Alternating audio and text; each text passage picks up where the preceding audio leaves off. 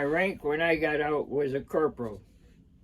When I was in Amtracs, I was a crew chief in the Amtracs. It was a pretty interesting vehicle. And from there, I went to Camp Elliot and became a guard and an MP on the main gate. And from MP on the main gate, I went in as a supervisor in the camp itself. Had about 120 average prisoners in the barracks I was in, and we pulled 1 day of duty and 2 days off. Went into the Marine Corps because I had two cousins that were in the Marines. One went in 48, and he was in Korea. And I decided that when I got out of school, I was going to go in.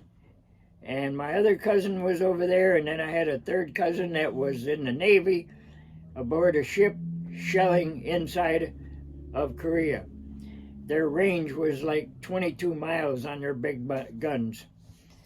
And so I decided that's what I wanted to do. I put in for Korea when I went into boot camp, or when I signed up, and for some reason or another, it was only about 3% out of the groups that graduated with us from boot camp that went to Korea. When I was at Camp Elliot and was a tower guard for a while, we had to do physical things and to keep in shape, and one of them was playing basketball. They had no shoes for us, no tennis shoes, so we were playing, some of us, barefooted or in socks. Well, that created quite a few blisters on people. And standing guard that night in the tower, I couldn't hardly stand on my feet, so I used my rifle as a support, and I got caught by the corporal of the guard and got chewed out. But after I told the story to the captain of the base, everything was forgiven. Before we could become a supervisor, we had to take quite a bit of training in judo and jiu-jitsu. And the instructor in jiu-jitsu was a Japanese gal who was second-degree black belt. And I think she used me as a guinea pig because I was pretty solid and strong, but she threw me for about 2 weeks on the mat so many times I had to go to sick bay and get checked out because I was urinating blood, and they said, we're going to give you a pass so she don't use you as a throwing object anymore for a while.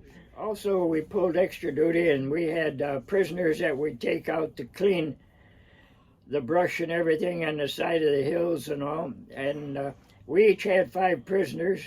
I carried a 45 with a couple extra clips, and the guy with the other 5, he had a shotgun with only 5 shells, which wasn't right. But one of his boys made a break for the fence, got up to the top, and he yelled the 3rd time to stop, and he didn't, and he shot.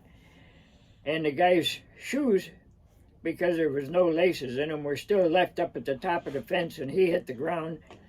But he got up running. They found him later. He got put back in. All right, when I was married and we moved out to San Diego, we lived in North Park. And I had to drive to Camp Elliot every morning. And my duties were 1 day on, 24 hours on, 48 hours off. We had to pull some duties on our off days on the base, but I got to leave at 3 o'clock in the afternoon to go home and then be back at 7 in the morning for roll call. The neighbors liked having me coming around, especially when I was in uniform or as an MP, because we had a strange thing happen during that time. We had the nylon strangler in that area.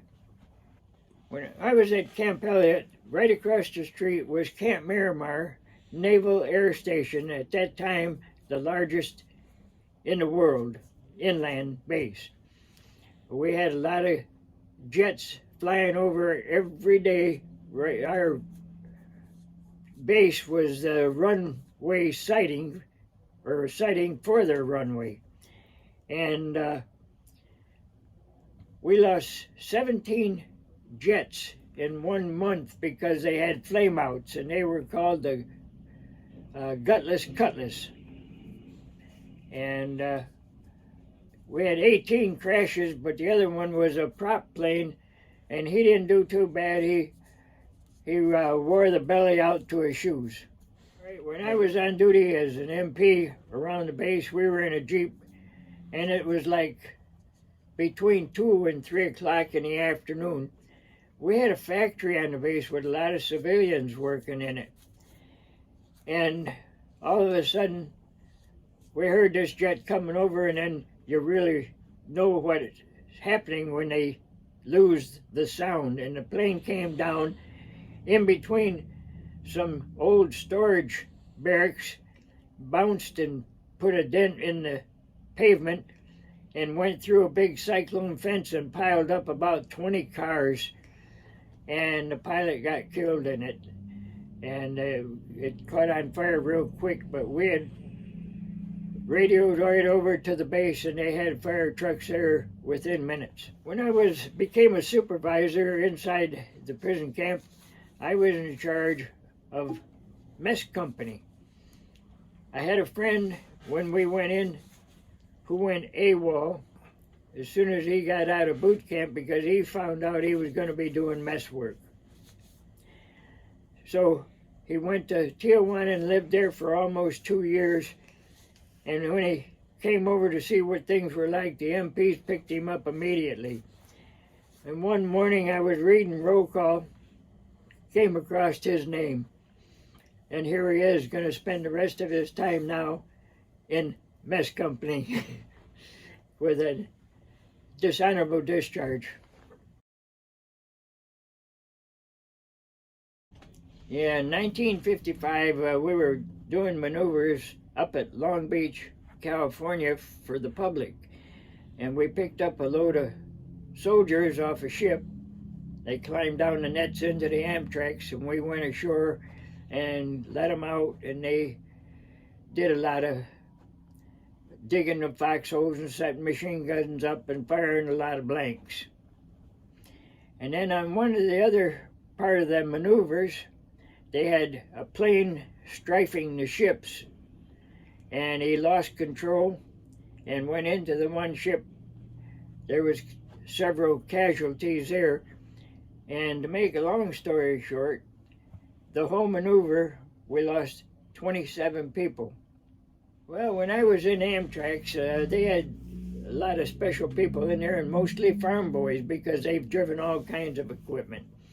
So we had a troop of soldiers on the board one time, and we were taking them to shore, and on the way in, my crew chief sitting there in the back, we had 24 troops squeezed in there. He opened a little valve on the back of the tailgate, that ramp that comes down for the soldiers to go out, and it let water into the Amtrac. And they were only about knee-deep when we shut it off, but it scared them pretty good. And we got up on shore and opened the tailgate, and water come out, and so did the soldiers real quick. And we also had our sea rations, and it was nice being on the Amtrac because we had twin V8 Cadillac engines, one on each side, and we could always warm up our sea rations on the exhaust of the Amtrac engine. We were in boot camp. They took pictures all the time of everybody doing different things, and in the bayonet course, I just happened to get caught on a couple of the picture shots. And later on, in another base, I took a chip out of the butt of the rifle on a bayonet course because I hit it too hard, I guess. When I was in boot camp, we had to run an obstacle course, and they had some big shots coming into the base to view. So they had the 4 platoons running it to see who the fastest guys were. And out of platoon 280, myself and another fella got selected because of our speed doing it.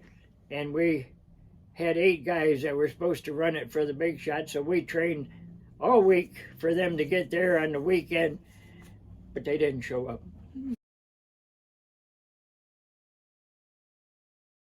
I got married in 1956, so we were living in San Diego while I was in the Marine Corps, and I started taking a class in jet mechanics out of jet school in San Diego. Well, the Marine Corps found out about it, and they started sending a recruiter to talk to me about re-enlisting to go to Pensacola and work there as a jet mechanic.